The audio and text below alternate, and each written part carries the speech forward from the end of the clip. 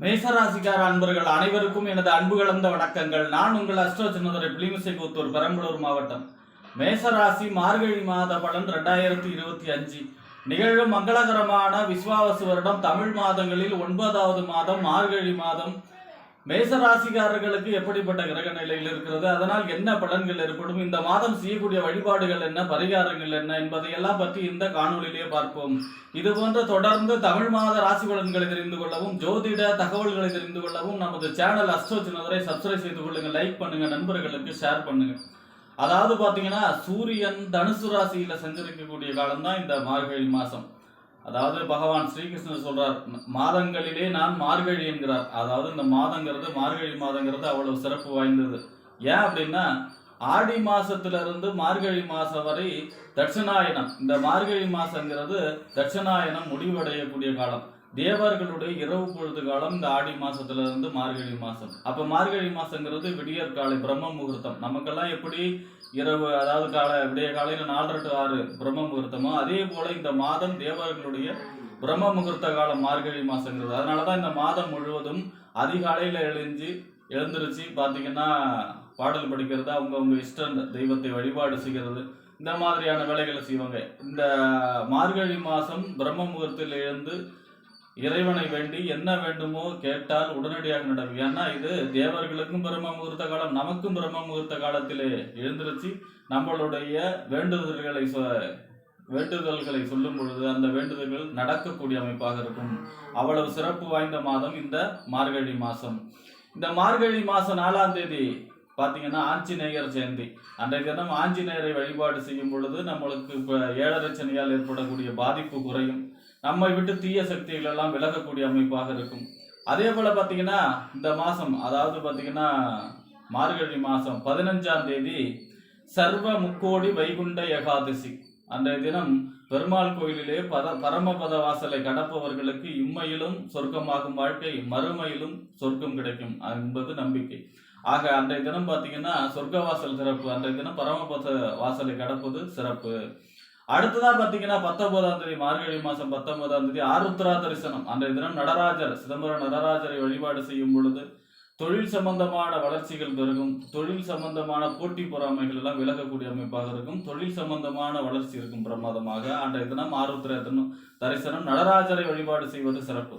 ஆக இப்படிப்பட்ட சிறப்பு வாய்ந்த இந்த மார்கழி மாசத்துல மேசராசியை பொறுத்த வரைக்கும் உங்க ராசிநாதன் செவ்வாய், உங்க ராசிக்கு 8ஆம் இடத்து அதிபதி செவ்வாய் தான். இந்த மாசம் 9ஆம் இடத்துல பாக்கிய ஸ்தானத்துல, தந்தை ஸ்தானத்துல, தொலைதூர பயணம், உயர்கல்வி ஸ்தானம் அப்படின்னு சொல்லக்கூடிய 9ஆம் இடத்துல சஞ்சரிக்கிறார். பொதுவா ராசிநாதம் 9ல சஞ்சரிப்பது யோகம். ஏன் அப்படின்னா பாக்கியஸ்தானம், அவருடைய பாக்கியத்தை சொல்லக்கூடிய அதிர்ஷ்டத்தை சொல்லக்கூடிய இடம் 9ஆம் இடம். அங்க போய் ராசிநாதம் சஞ்சரிக்கிறார் அப்படின்னா யோகம். எப்படிப்பா யோகம்? அதாவது பாத்தீங்கன்னா எந்த ஒரு செயலும் பெரிய முயற்சி இல்லாம நடக்கக்கூடிய அமைப்பு யோகம். அதாவது ராசிநாதம் 9ல இருக்காருனாலே பெருசா கர்ம பாதிப்புகள் நடக்காது அப்படிங்கிறது ஜாதகத்துடைய உண்மை. அப்ப பாத்தீங்கன்னா 9ஆம் இடத்துல உங்க ராசிநாதன் இருக்காரு அப்படின்னா தொலைதூர பயணம், வெளிநாடு சம்பந்தமான முயற்சிகள் கைகூடும். அதை பாஸ்போர்ட் கிடைக்கிறது, விசா கிடைக்கிறது, இந்த மாதிரியான வெளிநாடு சம்பந்தமான முயற்சிகள் கைகூடும். அது படிப்புக்காக இருக்கலாம், தொழிலுக்காக இருக்கலாம், உத்தியோகத்துக்காக இருக்கலாம், வெளிநாடு சம்பந்தமான முயற்சி கைகூடும். தந்தை வழியிலே உங்களுக்கு அனுகூலமான நிலை ஏற்படக்கூடிய அமைப்பாக இருக்கும். அதே போல பாத்தீங்கன்னா உங்களுடைய ஹையர் எஜுகேஷனுக்காக முயற்சி பண்ணீங்கன்னா அந்த உயர்கல்வி கிடைக்கக்கூடிய அமைப்பு, உயர்கல்வியால் உங்களுக்கு லாபம் கிடைக்கக்கூடிய அமைப்பு, உயர்கல்வியால் உங்களுக்கு வேலை வாய்ப்பு கிடைக்கக்கூடிய அமைப்பு, இந்த மாதிரியான யோகங்கள் எல்லாம் கிடைக்கக்கூடிய அமைப்பாக இருக்கும்.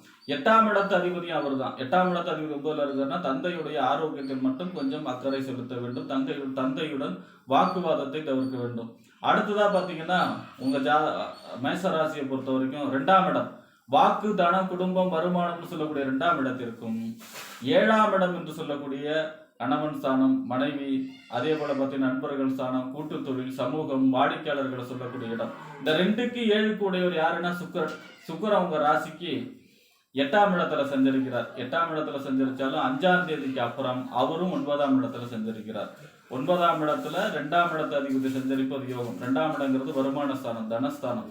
அப்ப 2, 9 எப்பெல்லாம் சம்பந்தப்படுதோ, 2ஆம் இடத்து அதிபதி 9ல எப்பெல்லாம் சம்பந்தப்படுதோ அப்பெல்லாம் எதிர்பாராத தனவரவு, எதிர்பாராத பொருள் வரவு, எதிர்பாராத அதிர்ஷ்டம். அதே மாதிரி பாத்தீங்கன்னா நீண்ட நாளாக வர வேண்டிய பணம் எல்லாம் வந்து சேரக்கூடிய அமைப்பு, பணம் அடுத்தவங்க காசாவது உங்க கையில புரளக்கூடிய அமைப்பு, பொருளாதார சம்பந்தமான வளர்ச்சி, பொருளாதார சம்பந்தமான நன்மைகள், அதே மாதிரி பாத்தீங்கன்னா குடும்பத்திலே சுப நிகழ்ச்சிகள் நடக்கக்கூடிய அமைப்பு, குடும்பத்திலே பொருளாதார நன்மை ஏற்படக்கூடிய அமைப்பு, அதே போல பாத்தீங்கன்னா புதிய குடும்ப உறுப்பினர்கள் ஏற்படக்கூடிய அமைப்பு, குழந்தை பிறப்பு, இந்த மாதிரியான குடும்ப உறுப்பினர்கள் ஏற்படக்கூடிய அமைப்பு.